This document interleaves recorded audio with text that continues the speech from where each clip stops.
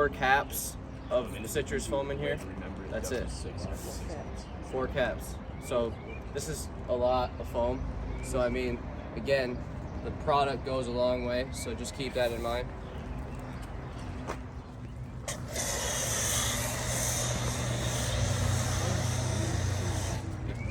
Now, just so you guys know too, I'm going way overkill on this.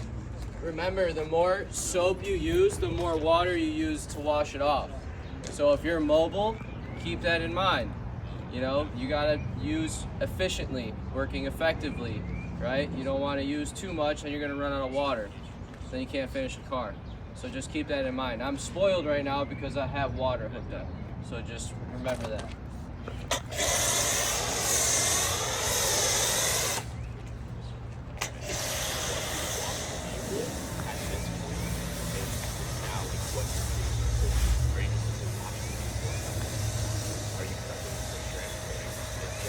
Then we're going to use W6, where we just used on the wheels. Also, so you can spray a few panels, let it run for about a minute or two. Alright, I'm good. Huh? And then after that, you got it. Just pretty much rinse it. Good, drop it off. Yep. No, that's G-Wash. Yep. What's up, right? Pretty good. How you doing, bro? Yes, sir. Having a good foam cannon helps too, not gonna lie. But, you know, As G-Wash, which is just our basic pH neutral soap that you would normally wash a car with, which is why we generally will rinse this off and then start mitting it. That way we can get at least most of that dirt off with this W4.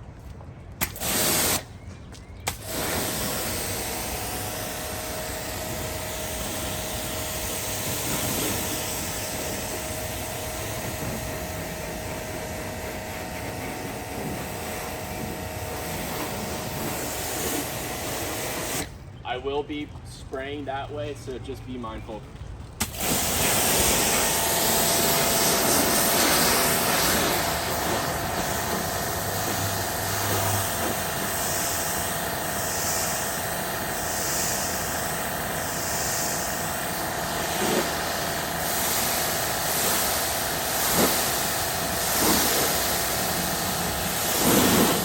For you in a time scenario, especially when you're rinsing a car.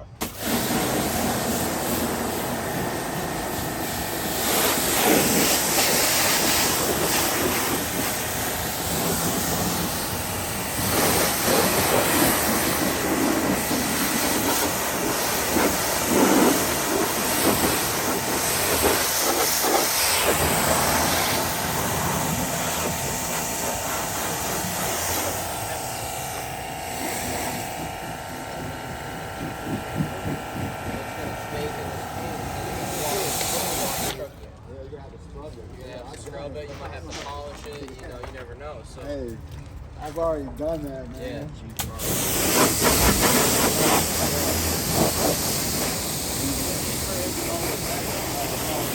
Anyone have a Kranzel? I do. You do? Yeah, right there in that red Has trailer. anyone tried a Kranzel? Red trailer right there. Do you want to try Kranzel? Hey, they all Yeah. fine, man. They good. I got everything Yeah, try in it that out. red trailer right there.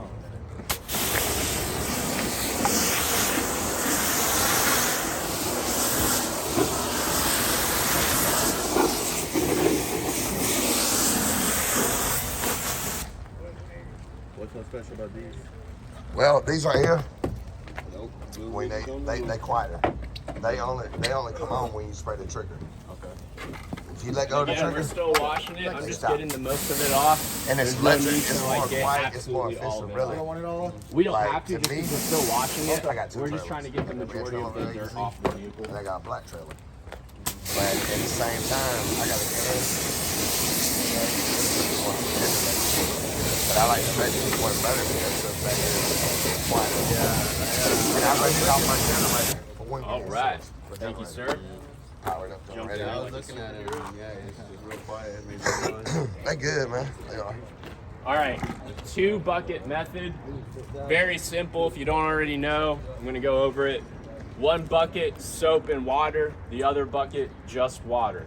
After every time we wash a panel, we are going to wring out that mitt in the water bucket. We will then re-lubricate it in the soap bucket, and then we will move on to the next panel.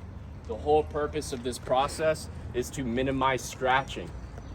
Again, if you're going to be paint correcting this vehicle, you don't have to do this, right? But you're just going to cause more work for yourself because you definitely will scratch the vehicle. Any questions about the 2-bucket method? Awesome.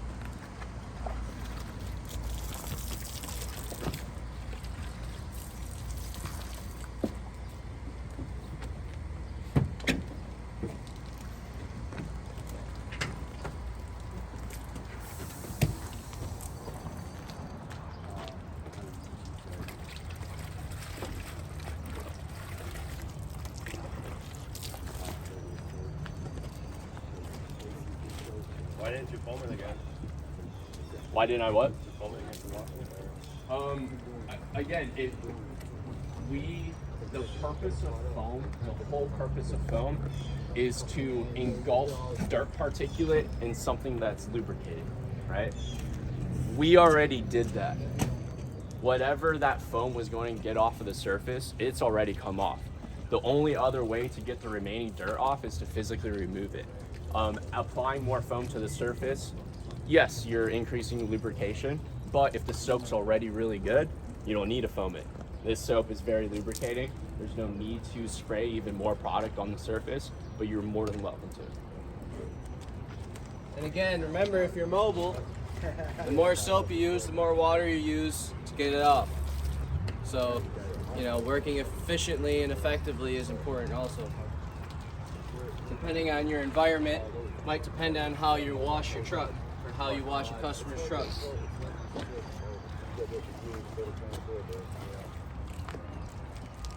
I got that. Oh, you did?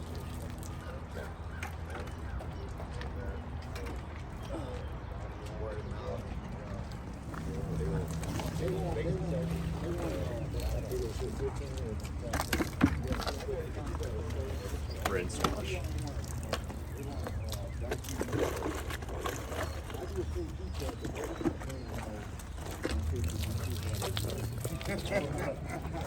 But I've been there 15. Yeah.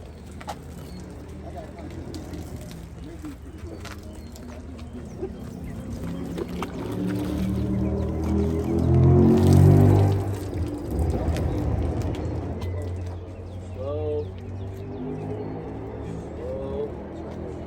Probably a Mustang.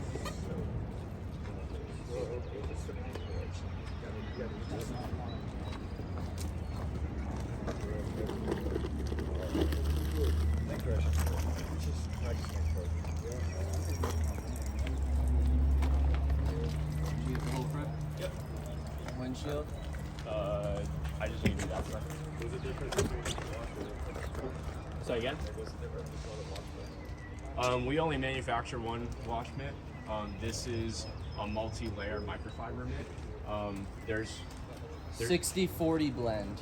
60-40 brand poly and Poly and micro. or micro. And the cool thing about this is because it's true microfiber, it will push all the dirt towards the center.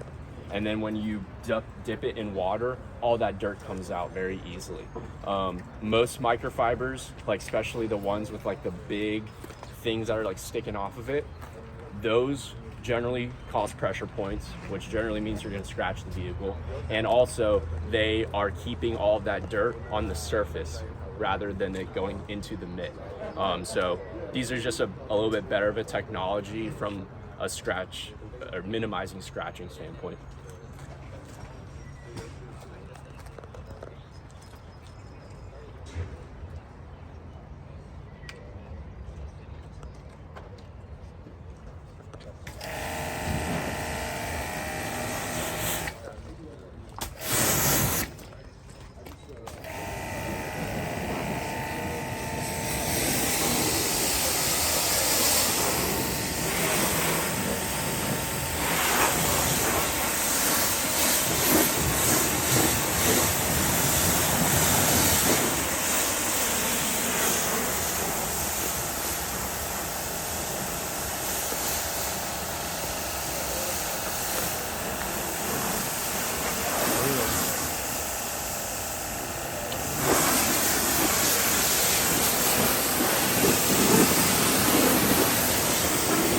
it's already slicker, you gonna play it. It's quite You bad. gonna play it. You gotta play it.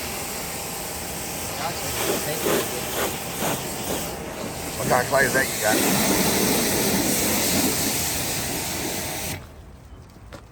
I think this is just a medium. Just a medium cut. Yeah.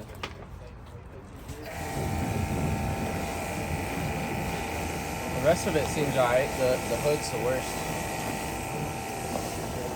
It's pretty normal. Oh yeah.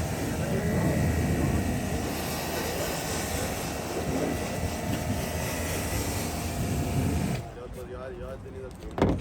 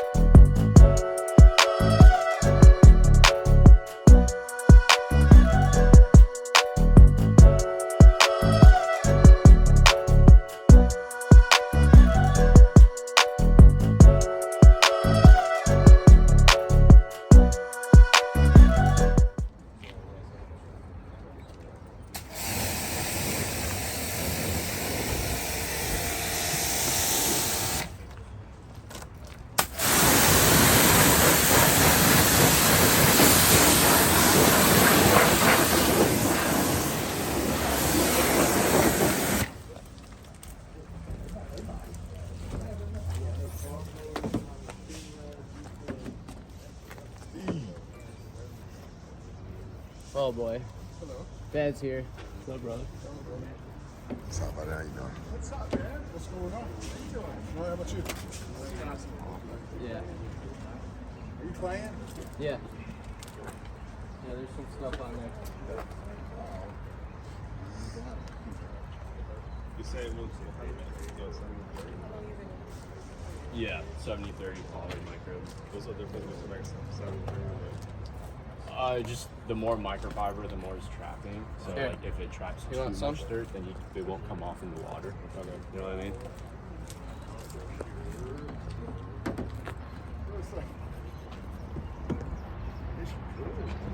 Guys, when you're clay barring, please do not press.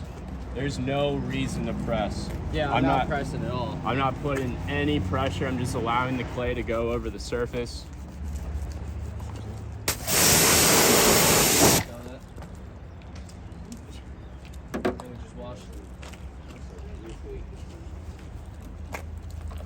Kind of light, do it, right? Yeah. Mhm. Super light. And Does the work generally, for you. generally I'll work in like a section this big, and once I'm done, yeah, shoulder width, and then once I'm done, you'll either dip this in a bucket, you're going to re-manipulate it, Yeah. get all the clean clay to the It's mainly surface, just your flat surfaces that and get then you're worse. gonna go back at it. So I mean, it's already much better, but I can still feel a few. And you can hear it. Hear that? It's supposed to sound Better like than that. the medium. It's all personal preference, man. Sounds like My thing sandpaper is to like me. if you guys are using do high that until it's alkaline or gone, so, like, acid-based chemicals during all the that washing contamination process, just I do comes not out. recommend using a So you do synthetic that, clay you're towel. basically creating physical scratches, abrasion on the surface. So then we go over with Rupes and and then then you're fix gonna it. have rubber streaks. So that's all over why your car. decontamination Now you got polished first is polish. important, because if you don't do this first, all this is getting in your pad when you're doing your paint correction. So you're just getting a whole bunch of this from dirt as you're doing your paint correction, so you're just basically chasing yourself. After this, we'll rinse it really good, but then at that point you just wipe it down, dry it, and you're good to go. Yeah, absolutely. So I always use like that as my wash bucket as lubrication. That G-Wash's got some nice, and then just fold it up, mess with it a little bit, and that's pretty much it. So can you use that one clay bar for the whole thing? Oh yeah, yeah. You just keep mashing. Use that as lubrication? I'm done claying, so I'm just gonna give it a quick It mitt almost down be real the same fast, thing. and then we're gonna rinse it. Is that mandatory or Say again? is that like something you have to do? I mean, it's recommended just because the whole purpose of what you just did was loosen particulate off of the surface. So we just really want to make sure all of that is removed fully. A good way of doing that is using something physical like a mitt. Pressure washing is fine. You just might miss some stuff, which isn't a big deal, especially if you're going to still be paint correcting. But any particulate that's left here on the surface can then end up inside of your pad while you're polishing, and now you're causing marring and scratching while you're trying to polish out a panel. Okay. It'll get some of the mineral deposits out, but you're not going to get that embedded spot until you polish it. Yeah. It's actually not that bad. So you would charge. It's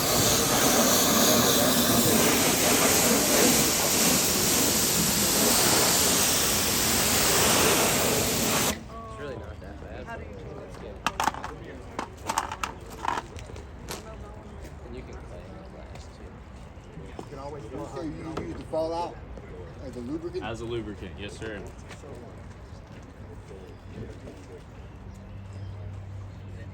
All-purpose cleaner, you say you cut 20 to 1, do inside? You can go up to that, yeah, for like very, very basic, like carpet cleaning and stuff like that. Anything outside of the vehicle, you can use it full strength. Just keep in mind that it is an alkaline-based all-purpose cleaner. So the more you dilute it, the more it's going to become pH neutral, which is again the whole purpose for the interior of the vehicle.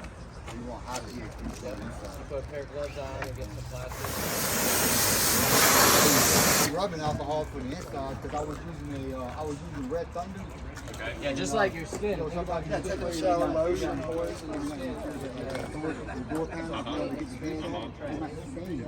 So I said, ooh, I'm ripping up real bad. So I said, I gotta find something better. I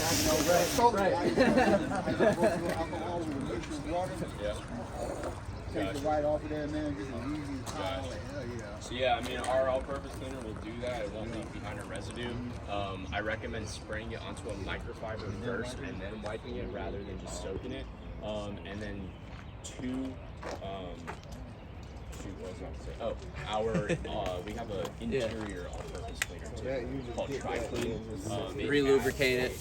Yep, with the yep, and then just keep rolling it around and keep going to town with it. Yep. And most of the time, like your flat panels aren't going to be anywhere as close to as bad as your flat or your horizontal vertical panels, right? And so these aren't ever going to be as bad as the top. You know, so that's usually what I would focus on is all your edges, all the top pieces, where most of the stuff sits. It's not going to want to roll off. Yeah, okay.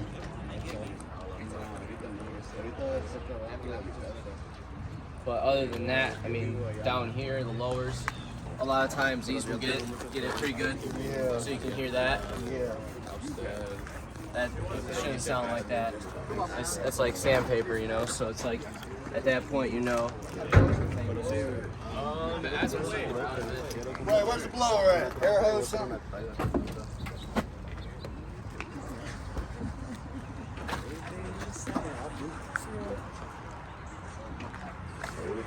Guys, I really appreciate y'all being very engaged and interested. It makes our jobs a lot easier as well.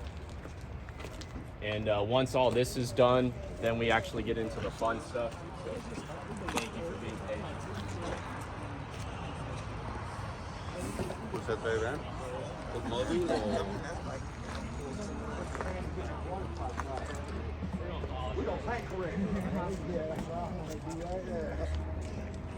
What you're gonna learn today is what you need. They got the new stuff, blue pens, where it's like a quick, almost like a wax. Going over let it sit, wipe it off, and then you get like a 1 year. So like that, for you starting out. I said 1 year? Yeah. Yeah, it's wild. It's their Uno Advanced. Uno Advanced out here is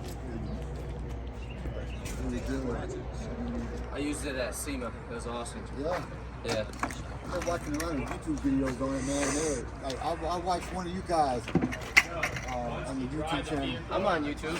At this point, what I would highly recommend is just doing a basic walk around of the vehicle. I want you to just inspect it.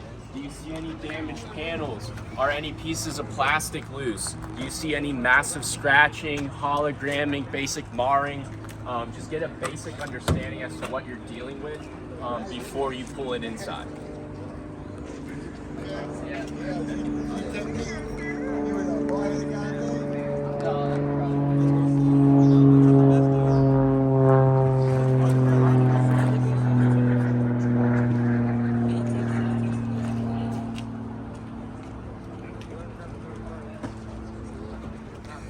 I see somebody left-handed, I'd pick it up right away. And I can see. So, question before you start. Yeah. When you put the solution on there, you always do it exactly like that.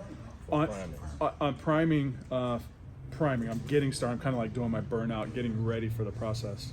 On foam, we recommend the X. We just recommend this because on foam, the compound will easily spread across the surface. Fiber pads, meaning wool or microfiber, is a little bit different. We'll talk about that here in a minute. We were just going off the recommendation. We'll start with white foam here.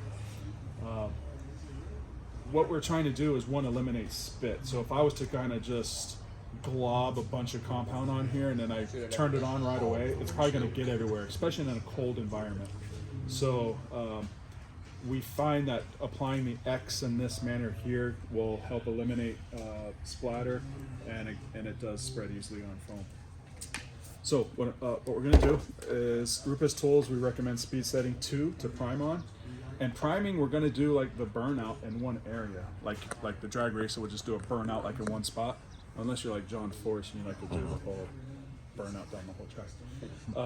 But what we're trying to do is just spread that compound out and get warmth in the pad. And what I mean by warmth is there's this perfect window of temperature. If foam is too cold, it splatters and it's uncomfortable to use. It's like a brick. If the foam is too hot, it gets too squishy, and then your natural tendency is to push harder because the foam is ineffective now. So there's this perfect window, and then that's what we're doing here with priming the pad. So I'm going to do this speed setting 2 for about 15-20 seconds in a spot. Now, I am taking a tool with an abrasive pad and abrasive compound, and I'm going to do something to the surface. Doing the priming and the test spot is my favorite things to do on any form of polishing, whether it's paint, countertops, whatever surface, airplanes, helicopters. I love priming, and then I love doing my test spot in 2 separate scenarios because it's going to tell me a lot about the paint. I have a question. Yes, sir. So, is it necessary? Still a lot of details now. When they prime the pad, they put a lot of polish on that pad. Yeah. The dab. Dab all over the car. The dab. There's a. Screw it. We'll get into it. There's a lot of debate on that. When you are using water-based compounds, from Rupes, we don't really recommend that. Water-based will evaporate quickly. So if we put compound on the pad and then we do the dab, it's actually evaporating already. So, you're changing. So with that denser surface, it's going to close up more of the pores of the coating, giving it that slickness, that self-cleaning, and all those ceramic coating benefits that you guys want for your customers, okay? So this coating right here is going to change the game for a lot of the other manufacturers. Once they get their hands on it, they're going to be shitting their pants. Is what it comes down to. So XO V5, this is 2 years that we've been working on this product. This is the 54th iteration. So we've tried 53 formulas up until this formula to lock it in so that we're happy with it. We are a true chemistry-driven company. We have a lab in the UK. We work with other universities all over the world, testing our products against competitor products, using micrometers that we don't have access to ensure that what we're saying isn't just BS, it's actually real stuff, okay? So, jumping right into it with XO, guys, always shake up the bottle. When I open my bottle, it does have a pressure to it with the nitrogen when you go to seal the bottle. So what I tend to do is I'll open the bottle with the applicator, so that way if it pops off and there's any product that comes out, it just gets caught with my applicator, or you can just use your towels. So with your first application, you really want to load up your applicator. With G-Technic coatings, you always want to use a sponge applicator. The way our delivery system works, you always want to lay it down super wet and thick. The solvent in the product is actually the delivery method that delivers the solids of the coating to the clear coat. So if you're not using enough product, you're going to get a quicker flash time and you're not going to get as good of performance or longevity. So using the entire bottle to coat a customer's vehicle, this costs you $70. The customer's paying you $1,000 plus. Use the bottle. Stop cheaping out on your customer, right? So what we do is we teach river method. So we're gonna lay down our river. So this is my box. So I'm gonna draw right down the center of my box, and then I'm gonna pull side to side from my river. There's that nice wet application that you guys wanna see. And then when it comes to crosshatch pattern, guys, you don't necessarily have to. It's more so to make sure you don't miss a spot, okay? So again, we're just making sure we're taking care of the customer.